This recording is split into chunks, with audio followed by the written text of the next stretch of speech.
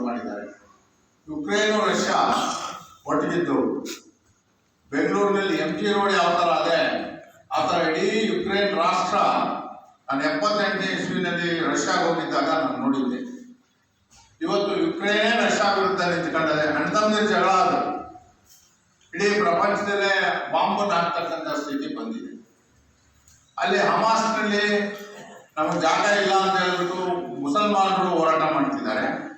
ಅವರ ವಿರುದ್ಧವಾಗಿ ಇಸ್ರೇಲ್ನವರು ಯಹೂದಿಗಳು ಅವರು ಹೋರಾಟ ಮಾಡ್ತಿದ್ದಾರೆ. ಯಾವ ಸಂದರ್ಭದಲ್ಲಿ ಬಾಂಬ್ ಹಾಕ್ತಾರೆ, ಏನಾಗ್ತದೆ ಏನು ಸಹಿತ ಹೇಳಕ್ಕಾಗದೆ ಫಾಲೋ ಮಾಡ್ತಾ ಇದ್ದಾರೆ ಅಂತಕ್ಕಂಥ ಸುದ್ದಿ ಇದೆ. ಅದ್ರ ಬಗ್ಗೆ ತಾವು ತಮ್ಮ ಮನಸ್ಸಿಗೆ ಏನು ಅಂತ ಸರ್, ಏರೋಪ್ಲೇನ್ ನಿಲ್ದಾಣದ ಬಗ್ಗೆ ಮರಳಿ ಅದೇ ನಿಮ್ಮ ಊರಲ್ಲೇ ವಿಮಾನ ನಿಲ್ದಾಣದ ಬಗ್ಗೆ ಅಂತಿಮವಾಗಿ ವಿಮಾನ ನಿಲ್ದಾಣ ನಮ್ಮ ತಾಲೂಕನ್ನು ಪರಿಗಣಿಸಬೇಕು ಅಂತಕ್ಕಂಥದ್ದು. ಆದರೆ ಸಣ್ಣಾಗಿರ್ತಕ್ಕಂಥ 5,000 ಎಕರೆ ಜಮೀನು ಯಾವ ತಾಲೂಕಲ್ಲಿ ಸಿಗ್ತದೆ ನಾವೇನೇ ಇಲ್ಲಿಂದ ರೆಕಮೆಂಡ್ ಮಾಡೋದನ್ನು ಅಲ್ಟಿಮೇಟ್ಲಿ ಗೌರ್ಮೆಂಟ್ ಆಫ್ ಇಂಡಿಯಾ ಅವರು ಡಿಸಿಷನ್ ತಗೊಳ್ಳೋರು. ರಾಜ್ಯ ಸರ್ಕಾರ ಏನು ಸಲಹೆ ಮಾಡ್ತಾರೆ ಅದೇ ನನ್ನ ಬೇರೆ ಅಭಿಪ್ರಾಯ ಇಲ್ಲ. ಇಲ್ಲಿ ಇದು ವಿಮಾನ ನಿಲ್ದಾಣ ಮಾಡಿದ್ರು ಅನುಕೂಲನೂ ಇದೆ, ಅನಾನುಕೂಲನೂ ಇದೆ. ರೈತರ ಭೂಮಿ ಹೋಗುತ್ತೆ, ರೈತ ಕಾಣ್ದಂಗೆ ಆಗ್ಬಿಡ್ತಾನೆ, ರೈತನಿಂದ ಆತಂಕ ಕೂಡ ಇದೆಯಲ್ಲ ಸರ್? ಅದಕ್ಕೆ ಖಂಡಿತವಾಗಿ ಆತಂಕ ಇದೆ. ನಾನು ಅನ್ಕೊಂಡಿದ್ದೀನಿ ಅದು ಕನಕಪುರದಲ್ಲಿ ಆಗಲ್ಲ.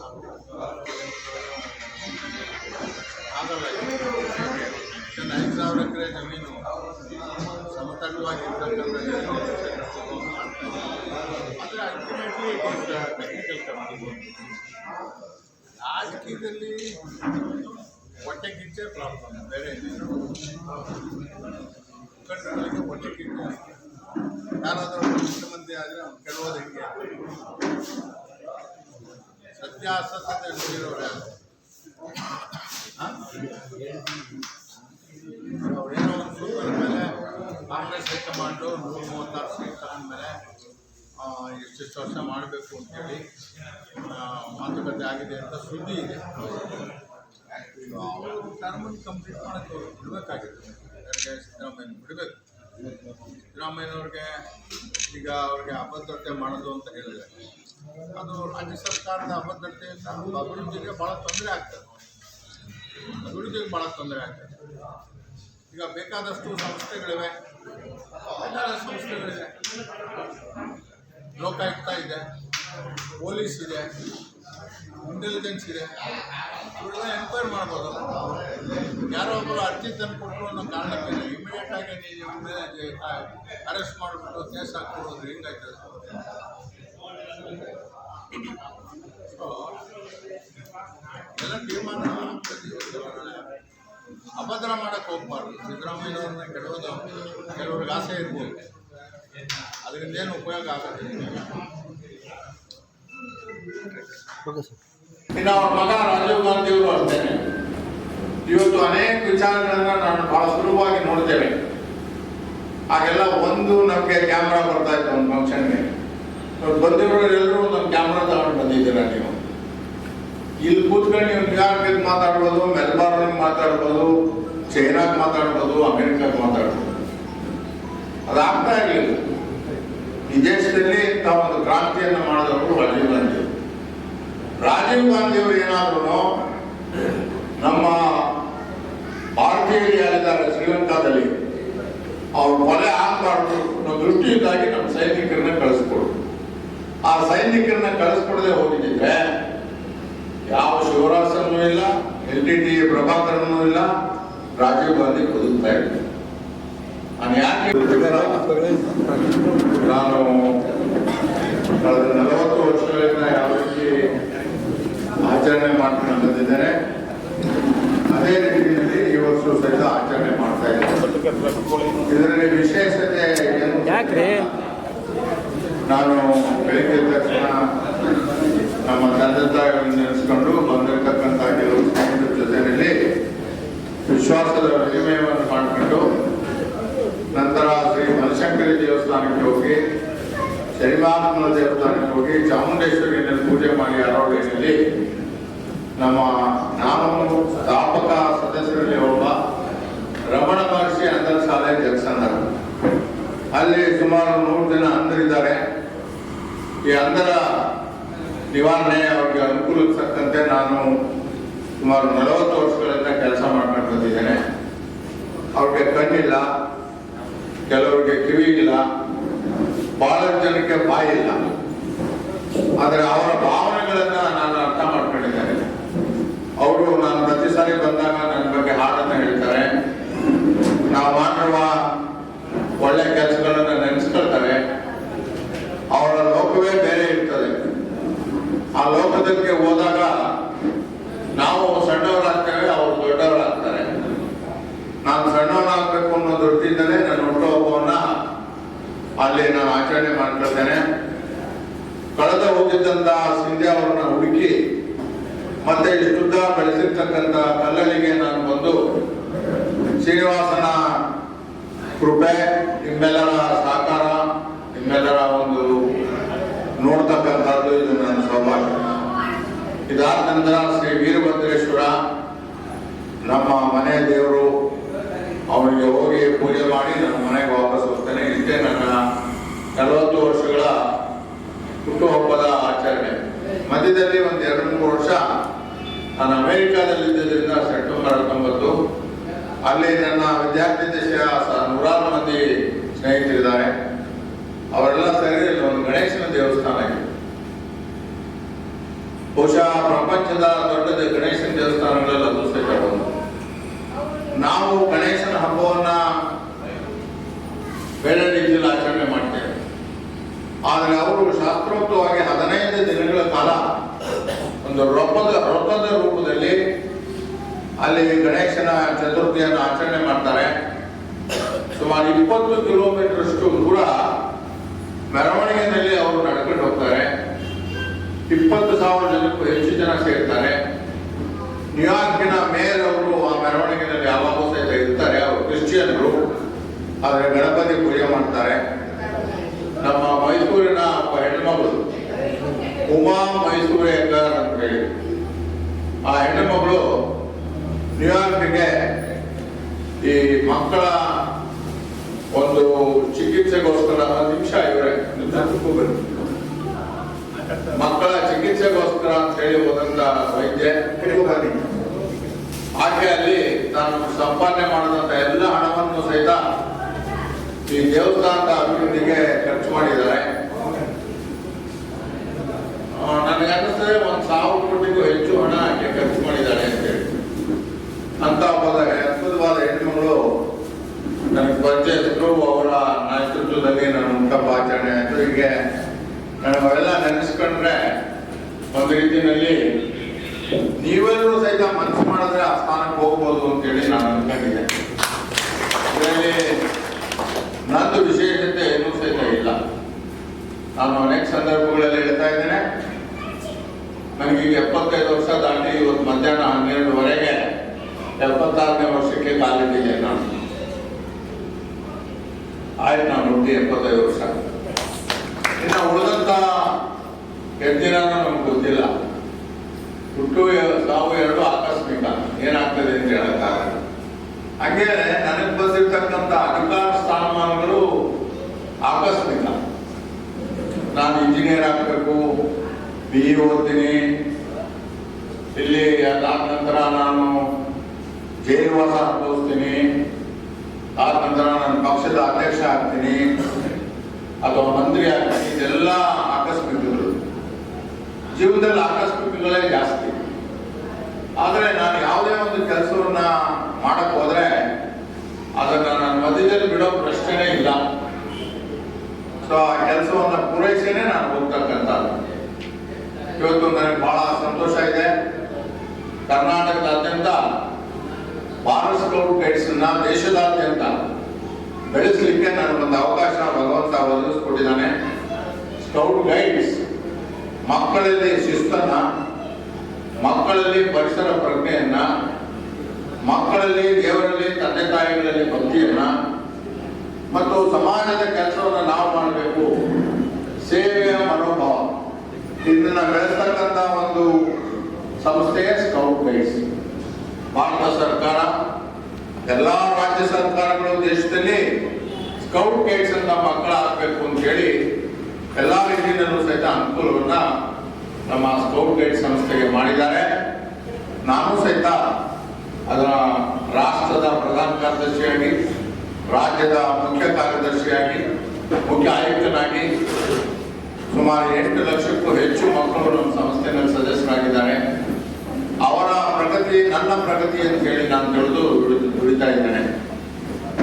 ಮತ್ತೆ ಸ್ವಾಭಾವಿಕವಾಗಿ ನನ್ನನ್ನ ಈ ಮಟ್ಟಕ್ಕೆ, ಅಂತಾರಾಷ್ಟ್ರೀಯ ಮಟ್ಟಕ್ಕೆ, ರಾಷ್ಟ್ರ ಮಟ್ಟಕ್ಕೆ ನನ್ನ ಹೆಸರು ಹೋಗ್ಬೇಕಾದ್ರೆ ಕಾರಣಕರ್ತರು ನಮ್ಮ ಕನಕಪುರದ ಜನ. ನಾವು ಎಷ್ಟು ಜನ್ಮ ಹೊತ್ತಿದ್ರು ಸಹಿತ ಈ ತಾಲೂಕಿನ ಜನಗಳ ಋಣವನ್ನ ತೀರಿಸಲಿಕ್ಕೆ ನನ್ನ ಕೈಯಲ್ಲಿ ಆಗೋದಿಲ್ಲ. ಅಷ್ಟೊಂದು ಪ್ರೀತಿ ವಿಶ್ವಾಸವನ್ನ ನನಗೆ ಇವತ್ತಿಗೂ ಸಹಿತ ತೋರಿಸ್ತಾರೆ. ಸಾವಿರಾರು ಜನ ದೂರವಾಣಿ ಮೂಲಕ ಮಾತನಾಡ್ತಾರೆ, ನೂರಾರು ಜನ ನನಗೆ ಬಂದು ಭೇಟಿ ಮಾಡ್ತಾರೆ. ಅವರೆಲ್ಲರ ಬೈಕೆ ನಿಮ್ಗೇನಾದ್ರೂ ಒಂದು ಅಧಿಕಾರ ಸ್ಥಾನಮಾನ ಸಿಗಬೇಕು ಅಂತ ಹೇಳಿ ಬಯಸ್ತಾರೆ.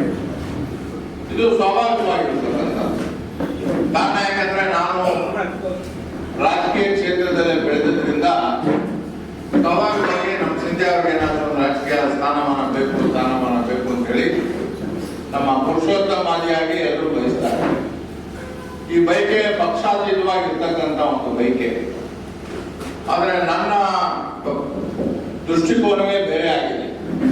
ನಾನು ರಾಜಕೀಯವನ್ನು ನೋಡ್ತಕ್ಕಂಥ ದೃಷ್ಟಿಕೋನ, ನಾನು ಸಮಾಜವನ್ನು ನೋಡ್ತಕ್ಕಂಥ ದೃಷ್ಟಿಕೋನ ನನ್ನದೇ ಆದ ರೀತಿ ಬೇರೆ. ನಾವೆಲ್ಲರೂ ಎಮರ್ಜೆನ್ಸಿನಲ್ಲಿ ನಮ್ಗೆ ಅರೆಸ್ಟ್ ಮಾಡ್ತಾರೆ ಅಂತ ಹೇಳಿ ನಾವು ಎಮರ್ಜೆನ್ಸಿ ವಿರೋಧ ಮಾಡಲಿಲ್ಲ. ಆಗ ಇಂದಿರಾ ಗಾಂಧಿ ಅವರು ದೇಶದ ಪ್ರಧಾನಿಗಳಾಗಿದ್ದರು, ನಮ್ಗೆಲ್ಲ ಜೈಲಿಗೆ ಹಾಕೋದು. ಆದ್ರೆ ಅವ್ರ ಹುಟ್ಟಹಬ್ಬ ದಿನ ಇವತ್ತು ನಾನು ಪ್ರತಿ ಸಾರಿನೂ ಫೇಸ್ಬುಕ್ ಅಲ್ಲಿ ಕಳೆದ 25 ವರ್ಷಗಳಿಂದ ತಪ್ಪದಂಗೆ ಇಂದಿರಾ ಗಾಂಧಿ ಅವರು ಪ್ರಪಂಚದ ಶ್ರೇಷ್ಠ ನಾಯಕಿ ಅಂತಕ್ಕಂಥ ಮಾತನ್ನ ಹೇಳ್ತೇನೆ ನಾನು. ಯಾಕೆ ಅಂತ ಹೇಳಿದ್ರೆ ಧರ್ಮ, ಜಾತಿ ಮತ್ತು ಪ್ರಾದೇಶಿಕ ಅಸಮಾನತೆ ಇವುಗಳ ಆಧಾರದ ಮೇಲೆ ಸಮಾಜವನ್ನ ಹೆಣ್ಮಗಳು ಒಡೆಯಲಿಲ್ಲ. ವಿಶ್ವದ ಒಬ್ಬ ದೊಡ್ಡ ನಾಯಕಿಯಾಗಿ ವಿಶ್ವ ಶಾಂತಿಯನ್ನು ತರಲಿಕ್ಕೆ ಹೋರಾಟ ಮಾಡಿದಂತ ಒಬ್ಬ ಹೆಣ್ಮಗಳು. ಆಕೆಯ ತ್ಯಾಗ ಬಹಳ ದೊಡ್ಡದು. ಅವತ್ತು ಸಿಖ್ರನ್ನ ಆಕೆ ಅಮೃತ್ಸರದಲ್ಲಿ ಆ ಒಂದು ಸಿಖ್ಖರ ದೇವಸ್ಥಾನಕ್ಕೆ ಅವಕಾಶ ಮಾಡಿಕೊಟ್ಟಿದ್ರೆ, ಖಲಿಸ್ತಾನ ಮಾಡ್ಲಿಕ್ಕೆ ವಿಚಾರ ಮಾಡ್ತೀನಿ ಅಂತ ಹೇಳಿದ್ರೆ ಸಿಖ್ಖರು ಆಕೆ ವಿರುದ್ಧ ಹೋಗ್ತಾ ಇರಲಿಲ್ಲ. ಆಕೆ ದೇಶ ವಿಭಜನೆ ಆಗ್ಬಾರ್ದು ಅಂತ ಹೇಳಿ ಅವತ್ತು ನಮ್ಮ ಸೈನಿಕರನ್ನ ಗುರುದ್ವಾರಕ್ಕೆ ಕಳಿಸಿ ಲೋಕವಾಲ ಅಂತಕ್ಕಂಥ ಒಬ್ಬ ರಾಷ್ಟ್ರವನ್ನ ವಿಭಜನೆ ಮಾಡಬೇಕು ಅಂತ ಹೇಳ್ತಿದ್ರು. ಅವರ ಮರ್ದನ ಮಾಡಿದ್ರು. ಆ ಕಾರಣಕ್ಕೆ ಅವರ ಅಂಗರಕ್ಷಕರಲ್ಲಿ ಒಬ್ರು ಬಂದಾಕಿದ್ರು ಅನ್ನೋದು ನಿಮಗೆ ಗೊತ್ತಿರೋ ವಿಚಾರ.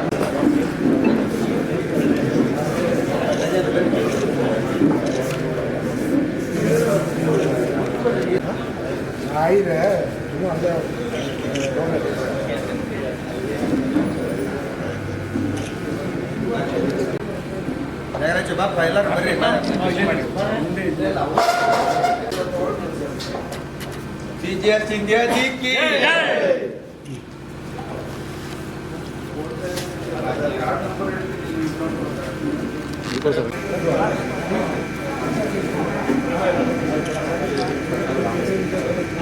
सब देखिए सर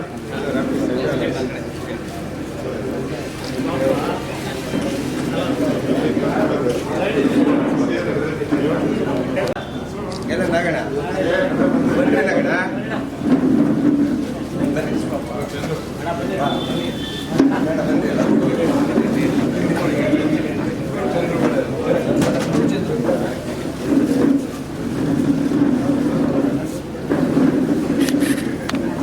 ಬರ್ರಿ ಎಲ್ಲ ಅದಕ್ಕೆ ಸಂಬಳ ರಘುವರೇ ಬನ್ನಿ ಎಲ್ಲ ವಿಶ್ ಮಾಡಿ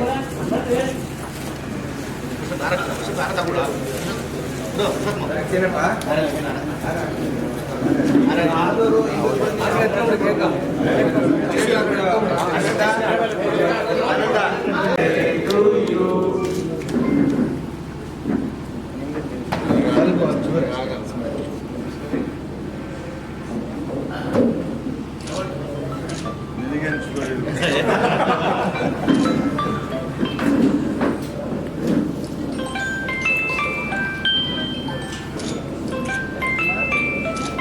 ಕೆ ವಿ ನೋಡಿ ಕರೆಕ್ಟಾಗಿ ವರ್ಕ್ ಮಾಡ್ತು. ನಮ್ಮ ನಿಮ್ಮೆಲ್ಲರ ನೆಚ್ಚಿನ ನಾಯಕರು, ಈ ತಾಲೂಕಿನ ಹಿರಿಯ ಎಲ್ಲ ನಿಮ್ಮೆಲ್ಲರಿಗೂ ಚಿರಪರಿಚಿತರು, ವಿಜಯ ಸಿಂಧ್ಯಾರವರ 76ನೇ ಹುಟ್ಟುಹಬ್ಬದ ದಿನ ಪ್ರತಿ ವರ್ಷದಂತೆ ಈ ದಿನವೂ ಸಹ ಕಲ್ಲಳ್ಳಿ ದೇವಸ್ಥಾನಕ್ಕೆ ಬಂದು ಅವರ ಹುಟ್ಟಿದ ದಿನವನ್ನ ಇಲ್ಲಿ ಪೂಜೆ ಶ್ರೀನಿವಾಸನ ಸನ್ನಿಧಿಯಲ್ಲಿ ಪೂಜೆಯನ್ನು ನೆರವೇರಿಸಿ ಬಂದು ಹೋಗತಕ್ಕಂಥ ಪದ್ಧತಿ. ಅದೇ ರೀತಿಯಾಗಿ ಇವತ್ತು ಸಹ ಅವರು ಇಲ್ಲಿಗೆ ಬಂದಿದ್ದಾರೆ. ಅವರಿಗೆ ಭಗವಂತ ಶ್ರೀನಿವಾಸ ಆರೋಗ್ಯ ಎಲ್ಲ ಕೊಟ್ಟು ಮುಂದೆ ಅಧಿಕಾರವನ್ನು ಕೊಡಬೇಕು ಅಂತೇಳಿ ನಾವು ಅವರ ಯಾವಾಗಲೂ ಸಹ ಆಶಿಸ್ತೀವಿ. ಎಲ್ಲ ಅಭಿಮಾನಿಗಳು ಭಕ್ತರು ಸಹ ಎಲ್ಲರೂ ಬಂದಿದ್ದೀರಾ. ನಿಮ್ಮ ಬರ್ತಾರೆ ಅಂತೇಳಿ ತಮ್ಮೆಲ್ಲರಿಗೂ ತಿಳಿಸಿದ್ವಿ. ಎಲ್ಲ ಅಭಿಮಾನಿಗಳಲ್ಲಿ ಬಂದಿದ್ದಿ ನೆರವೇರಿದ್ದೀವಿ. ಈಗ ಅವರ ಹುಟ್ಟುಹಬ್ಬವನ್ನ ಕೇಕ್ ಆಚರಿಸುವ ಮುಖಾಂತರ ಆಚರಿಸಬೇಕು ಅಂತ ತಾವೆಲ್ಲರೂ ಸಹ ಭಾಗಿಯಾಗಬೇಕು. ಅದಾದ ನಂತರ ನಿಮ್ಮೆಲ್ಲ ನಾವು ಕೊಟ್ಟು ಮಾತನಾಡ್ತಾ ಇದ್ದೀವಿ. Happy birthday to you. ನಮ್ಮೆಲ್ಲರ ಎಲ್ಲ ನಮ್ಮ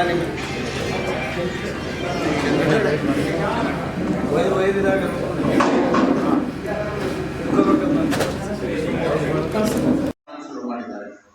ಯುಕ್ರೇನು ರಷ್ಯಾ ಒಟ್ಟಿಗಿದ್ದು ಬೆಂಗಳೂರಿನಲ್ಲಿ MG ರೋಡ್ ಯಾವ ತರ ಅದೇ ಆ ತರ ಇಡೀ ಯುಕ್ರೇನ್ ರಾಷ್ಟ್ರ ನಾನು 78ನೇ ಇಸ್ವಿನಲ್ಲಿ ರಷ್ಯಾಗೆ ಹೋಗಿದ್ದಾಗ ನಾನು ನೋಡಿದ್ದೆ. ಇವತ್ತು ಯುಕ್ರೇನೇ ರಷ್ಯಾ ವಿರುದ್ಧ ನಿಂತ್ಕೊಂಡದೆ. ಅಣ್ಣತಮ್ಮಂದಿರ ಜಗಳ ಅದು ಇಡೀ ಪ್ರಪಂಚದಲ್ಲೇ ಬಾಂಬನ್ನು ಹಾಕ್ತಕ್ಕಂಥ ಸ್ಥಿತಿ ಬಂದಿದೆ.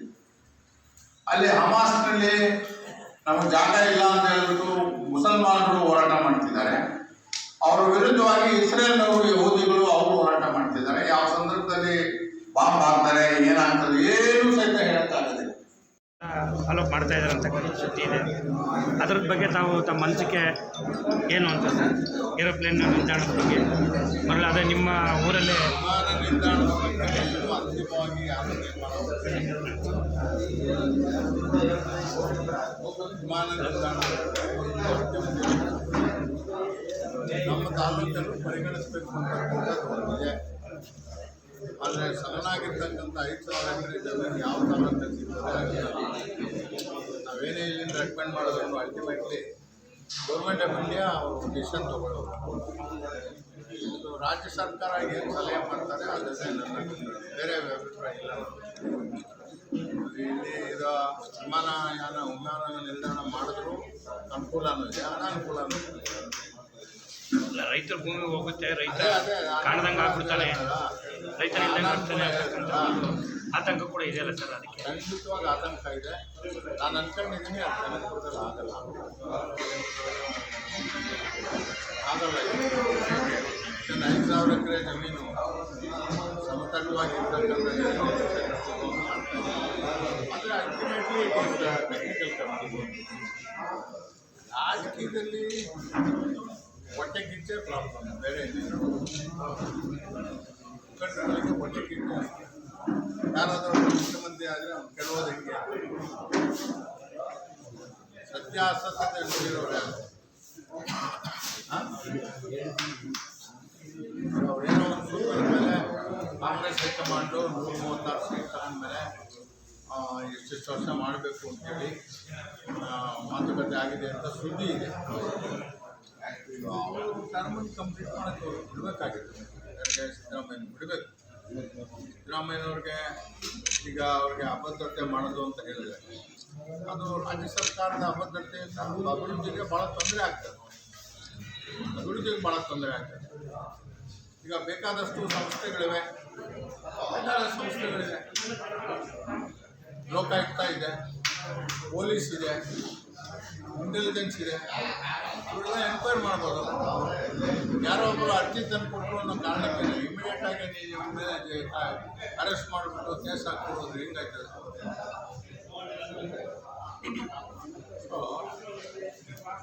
ಎಲ್ಲ ತೀರ್ಮಾನ ಅಭದ್ರ ಮಾಡಕ್ಕೆ ಹೋಗ್ಬಾರ್ದು. ಸಿದ್ದರಾಮಯ್ಯನವ್ರನ್ನ ಕೆಡೋದು ಕೆಲವ್ರಿಗೆ ಆಸೆ ಇರ್ಬೋದು, ಅದರಿಂದ ಏನು ಉಪಯೋಗ ಆಗೋದಿಲ್ಲ. ಇನ್ನು ಅವ್ರ ಮಗ ರಾಜೀವ್ ಗಾಂಧಿಯವರು ಅಷ್ಟೇ ಇವತ್ತು ಅನೇಕ ವಿಚಾರಗಳನ್ನ ನಾನು ಬಹಳ ಸುಲಭವಾಗಿ ನೋಡ್ತೇವೆ. ಹಾಗೆಲ್ಲ ಒಂದು ನಮಗೆ ಕ್ಯಾಮ್ರಾ ಬರ್ತಾ ಇತ್ತು ಒಂದು ಫಂಕ್ಷನ್ಗೆ. ಬಂದಿರೋರೆಲ್ಲರೂ ಒಂದು ಕ್ಯಾಮ್ರಾ ತಗೊಂಡು ಬಂದಿದ್ದೀರಾ ನೀವು. ಇಲ್ಲಿ ಕೂತ್ಕೊಂಡು ನೀವು ನ್ಯೂಯಾರ್ಕಿಗೆ ಮಾತಾಡ್ಬೋದು, ಮೆಲ್ಬಾರ್ನಿಗೆ ಮಾತಾಡ್ಬೋದು, ಚೈನಾಗೆ ಮಾತಾಡ್ಬೋದು, ಅಮೆರಿಕಕ್ಕೆ ಮಾತಾಡ್ಬೋದು. ಅದಾಗ್ತಾ ಇರಲಿಲ್ಲ. ಈ ದೇಶದಲ್ಲಿ ಇಂಥ ಒಂದು ಕ್ರಾಂತಿಯನ್ನು ಮಾಡಿದವರು ರಾಜೀವ್ ಗಾಂಧಿ.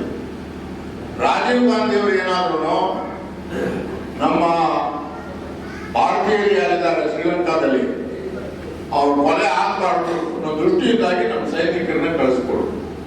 ಆ ಸೈನಿಕರನ್ನ ಕಳಿಸ್ಕೊಡದೆ ಹೋಗಿದ್ದಿದ್ರೆ ಯಾವ ಶಿವರಾಸನೂ ಇಲ್ಲ, LTT ಪ್ರಭಾಕರನೂ ಇಲ್ಲ, ರಾಜೀವ್ ಗಾಂಧಿ ಬದುಕ್ತಾ ಇದ್ರು.